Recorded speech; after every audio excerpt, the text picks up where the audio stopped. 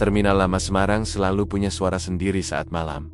Bukan suara manusia, bukan pula teriakan calo atau tangis penumpang, tapi dengung lampu sodium yang kelelahan, gesekan roda koper di lantai retak, dan deru bus tua batuk panjang mesin yang terdengar seperti napas terakhir orang sekarat. Di sudut terminal, bus malam jurusan selatan itu masih beroperasi.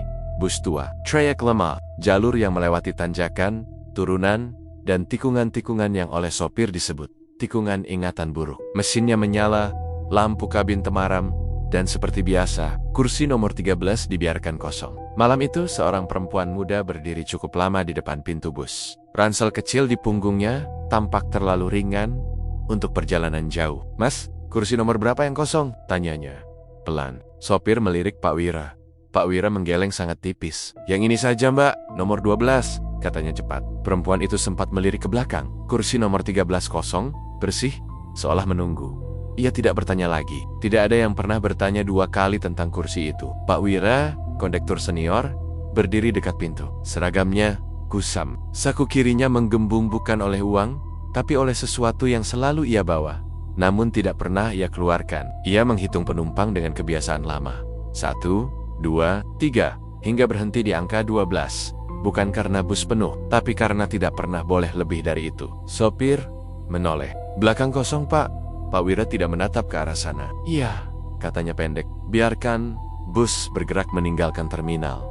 Melewati pagar besi berkarat, melewati patung tua bercat, mengelupas saksi bisu ribuan keberangkatan, dan beberapa yang tidak pernah benar-benar tiba. Di kursi paling depan, seorang pria tua menggenggam tas plastik berisi bunga melati. Di pangkuannya, lilin kecil yang belum dinyalakan. Pak Wira mengenalnya.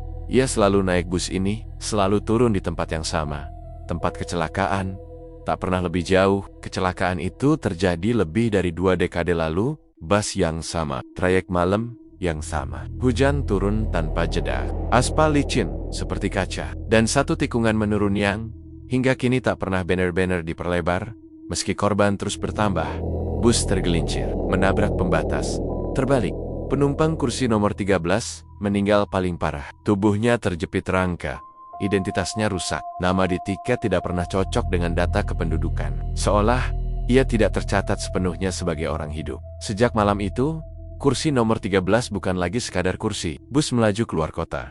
Lampu jalan mulai jarang. Kabut turun pelan dari perbukitan.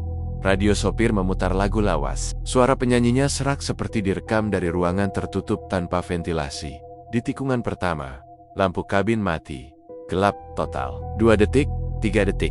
Beberapa penumpang menahan napas saat lampu menyala kembali. Pak Wira melihat sesuatu di kaca spion. Sebuah tiket menempel di sana. Nomor ke-13. Tangannya membeku saat menggenggam saku seragamnya. Ia tahu arti tiket di spion itu. Berarti seseorang sudah naik. Meski tak satu pun penumpang melihatnya. Seorang pria di baris tengah berdiri mendadak. "Pak, maaf, kursi belakang." Suaranya bergetar. "Ada orang?" "Ya." Bus hening. Pria itu menelan ludah. "Saya dengar napas berat, kayak orang kesakitan." Pak Wira berjalan pelan. Langkahnya berat seperti melawan tarikan dari belakang. Ia berdiri di samping kursi nomor ke-13, kosong. Namun, kain dudukannya basah, seperti baru saja ditekan tubuh yang terlalu lama berada di air. Pak Wira berbalik. "Tidak ada apa-apa," katanya tegas. Duduk lagi, pria itu menurut. Tapi sejak saat itu, tak satu pun penumpang berani menoleh ke belakang. Udara di dalam bus semakin dingin saat mendekati jalur rawan. Kaca berkabut dari dalam. Radio mati sendiri. Lampu meredup, dan dari kursi nomor 13, terdengar suara. Bukan jeritan, bukan ratapan, tapi suara orang menahan sakit terlalu lama. Berhenti. Belum sampai, sopir menginjak rem perlahan. Tangannya gemetar. Di kakas spion, tiket nomor 13 kini menempel di kaca depan. Basah, seolah dilempar dari dalam. Tulisan kecil di bawahnya berubah. Bukan lagi "Tujuan belum tercapai," melainkan "Yang lain boleh turun."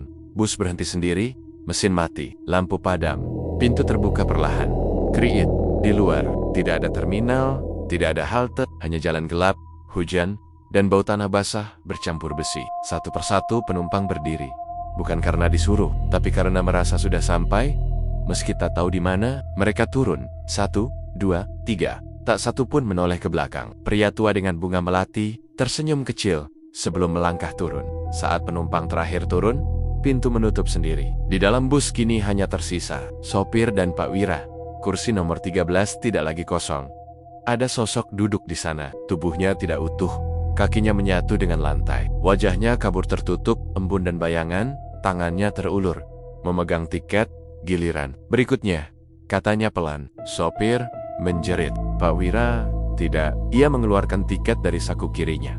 Tiket yang selalu ia simpan sejak malam kecelakaan itu. Nomornya pudar, namun tulisannya masih terbaca. Nomor ke-13, Pak Wira meletakkannya di tangan sosok itu. Perjalananmu selesai, katanya lirih.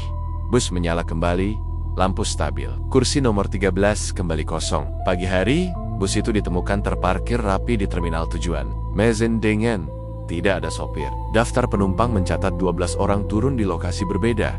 Tempat-tempat yang dikenal sebagai titik kecelakaan lama. Kondektur tercatat 1 orang. Nama, Wira. Kolom status, kosong. Sejak malam itu, bus tetap beroperasi dengan sopir baru, kondektur baru. Dan satu aturan lama yang diwariskan tanpa penjelasan, jangan pernah jual kursi nomor ke-13.